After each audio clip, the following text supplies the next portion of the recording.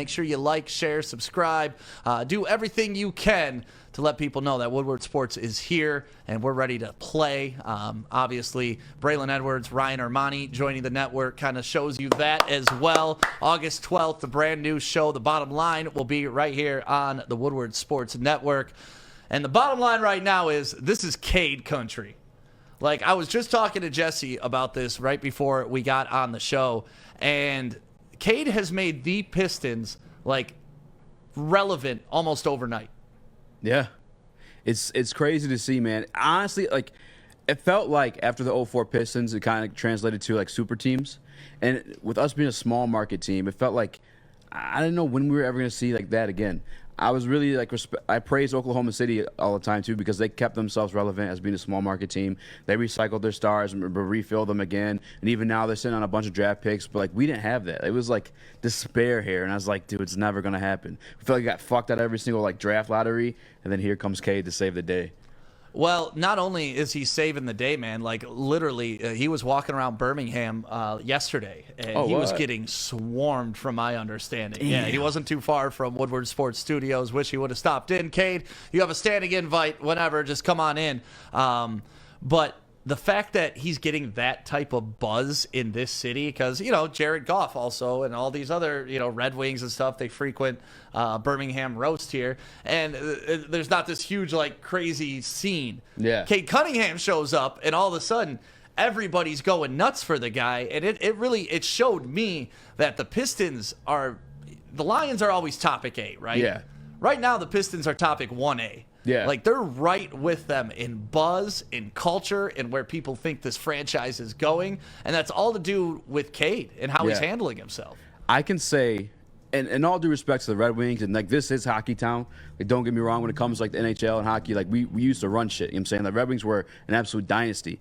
But when it comes to football and basketball, I could tell you from personal experience, when I was doing, like, live streams in my basement, when I would talk Detroit Pistons, I would have people from other countries on my live streams just to find out, like, what's going on. You know what I'm saying? And, like, so basketball is huge here, man. And Cade Cunningham is, like, bringing hope back to that Detroit Pistons franchise. And it's amazing, man, because, like I said, it felt like despair. It felt like we weren't going to get that for a long, long time. Right. Right. Well, you saw him throwing out the first pitch with Casey Mize, which is cool to see the two young faces of the franchise get together.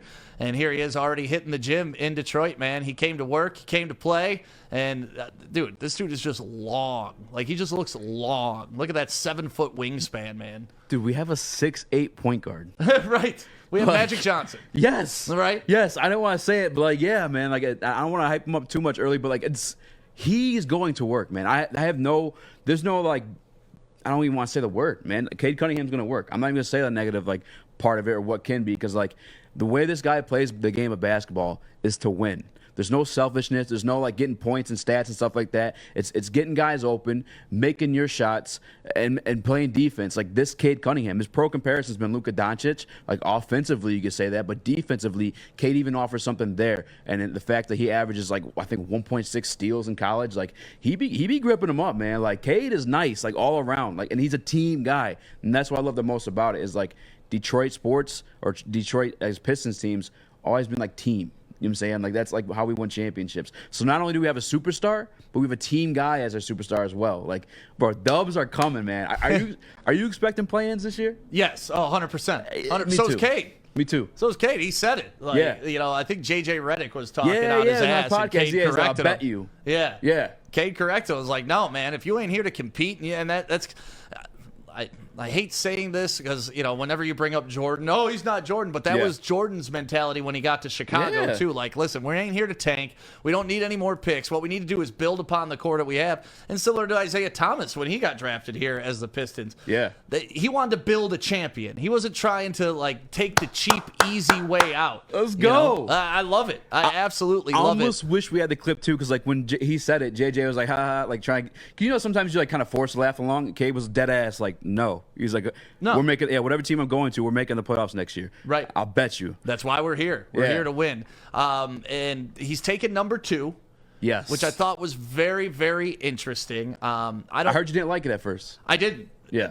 At first, whenever you're taking down somebody from the rafters, I think it's kind of an insult to them. Yeah. And it's like, well, wait a minute. Why did you make the decision to retire this jersey if you're not going to stand by the decision to retire the jersey? I can see that argument if we remember Chuck Daly for wearing it. We have memories of him in a number 2 jersey, but we don't. He was a coach. He was a coach. He had 2 championships. That's why he got the number 2 jersey. But normally with coaches, they just put him up there with nothing.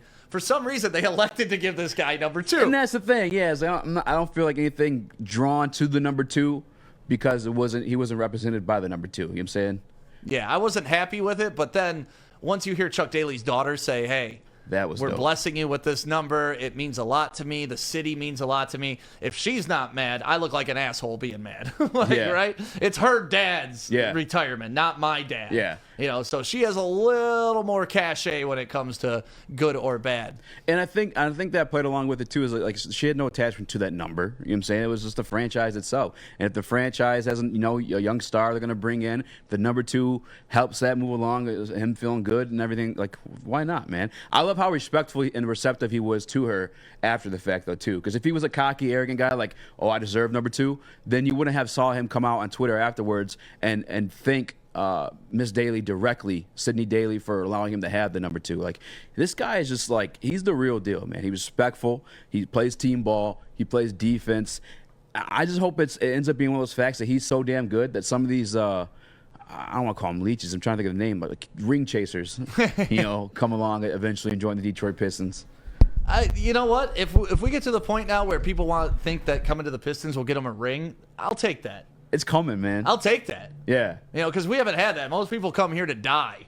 Like to ride out the rest of their career, collect a check, and leave. That's what it felt like, Blake man. Griffin. Yeah. Fuck that guy. But that's what he did. He got his payday. Yeah. He hung out for a little bit. He took his money, and then he ran.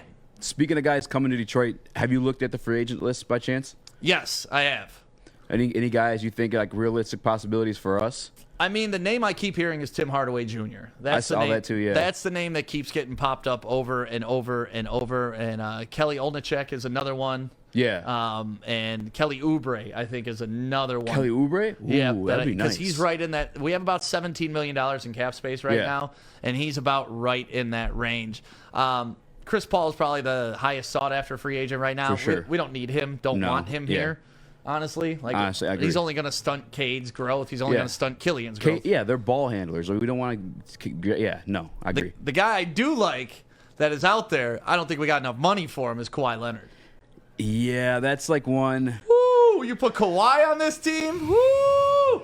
Can you imagine like Cade just feeding that guy like lobs and just on the other end playing just defense the together too? Yeah, the defense, because Killian showed he's a hell of a defensive point guard last year. Oh yeah, like towards the end of the season, he was locking motherfuckers up, bro. And then Cade has already shown with his 7-foot wingspan that he's a good defender. Then you put Kawhi with it, all of a sudden, then that's Dwayne Casey style basketball too. He likes his guards to be able to defend. Yeah.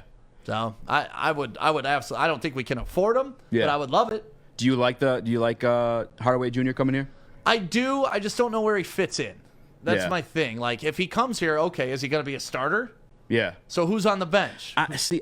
You know what? He probably would be a starter. I think maybe Killian would come off the bench, but I could see Killian maybe surpass him at some point. Because you got to think too, Cade and Killian, they're both like ball handlers. You know what I'm saying? Like, right. Pause. But they're the guys with the ball controlling. Yeah, controlling like what's going on in the court. So like, I could see them not being on the court at the same time, just so they could utilize like what they're great at. But then again, if you look at the stats, Killian is a great off-ball shooter, but Tim Hardaway is known for that. Tim Hardaway excelled under Deion Waiters. Is he a free agent too? He probably is. I think he was showing the clap back from Hardaway. Okay, I see. Okay, I see it now. Yep. But no, Cade's pro comparison's been Luka Doncic. A guy who paired well with Luka Doncic is Tim Hardaway Jr. So like, I wouldn't be mad at him starting just because he seemed to have success in that style of play. Yeah.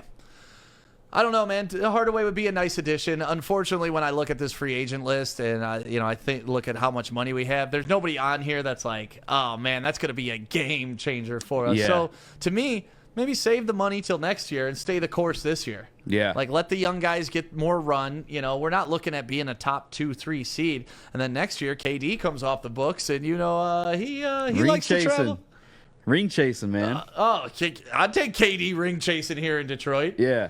And Cade and KD actually have like a relationship too. Cade D. There we go. It's already written itself. Oh, shit. And then you get the Detroit D, the Old English D, to make the... Man, let's do it. I'm just saying, if we can get Kevin Durant in here next year, I would be a happy man. He likes Sekou, too. Him and Sekou have a relationship as well. Yo! The stars are aligning, baby. They're aligning. But it's good that Cade is wearing number 2. It's awesome that Chuck Daly's family is completely behind it.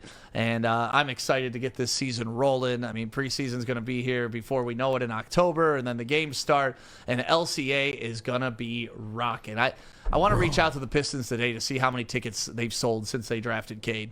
That's the other thing, too. This is going to be the first time, like, these guys, the Pistons, this team hasn't seen, like, that side of Detroit yet. Because, like, as of late, it's been, like, those ugly, now I'm going to call the seats ugly. Shit, you haven't seen that side of Detroit yet. I got to be, how old are you, Easy? 20, I'm going to be 28 in August 10th. Okay, so how old were you in 04? I think I was, like, 12, maybe 10. Okay, so you got a taste of Yeah, it. yeah, I definitely got to be there and, like, Okay. and get loud and stuff like that too. And I used to have season tickets for, like, I know how passionate the Detroit fan base is. Right. So I know, like, how, like, rocking this place is gonna be. There's gonna be no more empty seats. That shit used to upset me. Seeing all those, like, red seats, like, during the Pistons games is like.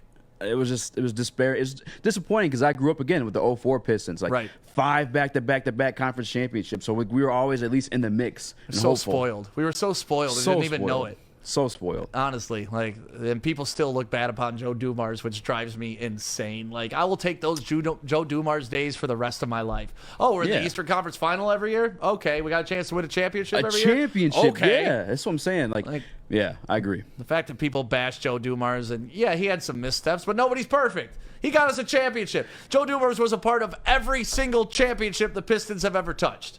His number's retired, right? Yeah. What do you wear? And that's the thing. With the Pistons, you got 1 retired with Chauncey. You had 2 retired with Chuck Daly. You had 3 retired with Ben Wallace. You had 4 retired with Joe Dumars. Like, we've retired a lot of jerseys here in Detroit. I mean, that's a small market team, man. Like, you know how beautiful that is? Like, we actually have a good franchise, a historic one, too. An elite one. Yeah. Not too many franchises have 3 championships. That's what We're I'm saying, one of them. man. Yeah, and if you're looking at the ones, like, you look at Boston, LA, like I said, the big market teams, like, we have that historical prowess where, like, we can, like, flash that a little bit. Like, don't you want to be a part of Detroit? Right. The going to work Pistons, the bad boys. Like, look at the lineage we have. Like, you could be up in those Raptors one day, Cade. Like, come on, We'll man. hang your number 2 next to Chuck Daly's number 2. Yeah. We'll have 2 number 2s up there. It'll make a lot of sense. One player that formerly used to play for the Lions doesn't give a shit about playing the Lions anymore, and it's for one reason. I'll give you a hint. Our former head coach. And we'll find out who that is and what they had to say coming up next on Woodward Sports. Welcome to the Call Sam Chopper Shop, where you can win a custom-built chopper while helping our veterans at the same time. Watch as the Bad Pig Custom Team turns this bike into a one-of-a-kind classic chopper. And when it's finished, we'll be donating the bike to Volunteers of America, Michigan to raffle off in support of our vets. A great cause to give back to those who've given so much. Watch for Call Sam Chopper Shop episodes on our social media channels and get your raffle ticket today at callsam.com/chopper shop.